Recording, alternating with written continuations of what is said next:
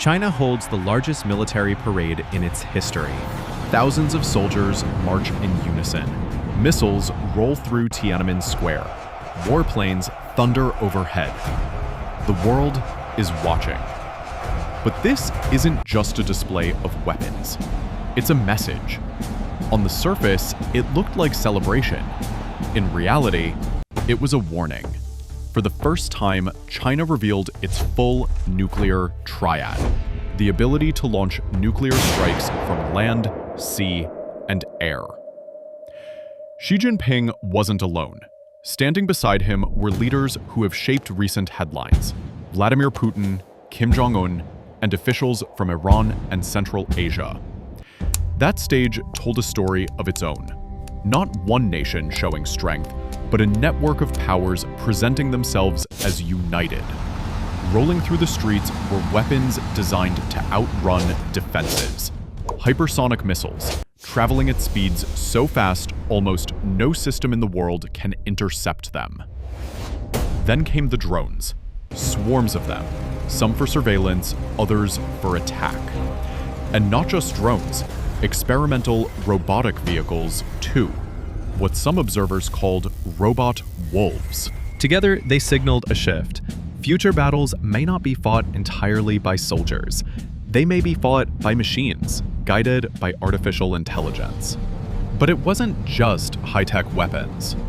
Thousands of soldiers marched in perfect rhythm.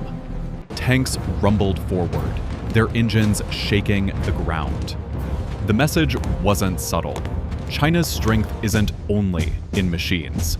It's in unity, in control, in the discipline of its people.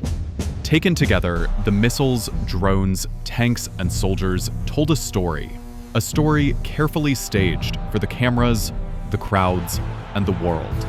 This wasn't just a military parade.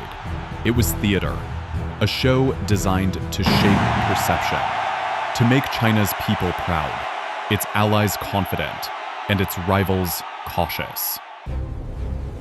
The timing of this parade wasn't random.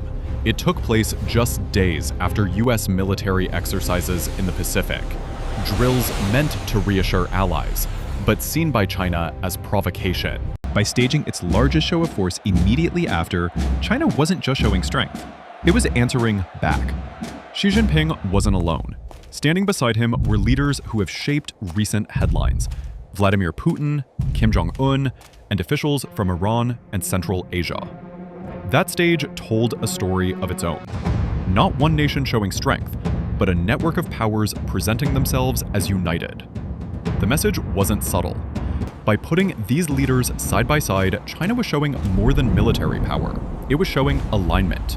A block of nations standing together, defying the US and its allies. The image itself was the statement. The parade was more than celebration. It was a warning. A message sent across the world. China and its partners are ready to stand together, and they want the US and its allies to think twice. Around the world, the images were impossible to ignore. In Washington, in Tokyo, in Seoul, analysts pored over every frame. The parade wasn't just for China's people. It was a message aimed at its rivals. On paper, the United States still holds the edge. More aircraft carriers, more advanced jets, a global network of bases stretching across the world. But the parade wasn't about numbers. It was about narrative. And China's message was clear. Strength comes not only from weapons, but from the story they tell. But there's a danger in this kind of story. When two superpowers posture, the risk isn't just intimidation. It's miscalculation. A single misunderstanding, a single wrong move, could spiral into something neither side intended. And that's the real weight of the parade.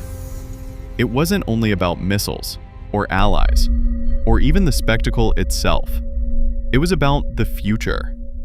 A world balanced on uncertainty, where every show of strength tips the scale, even if just a little.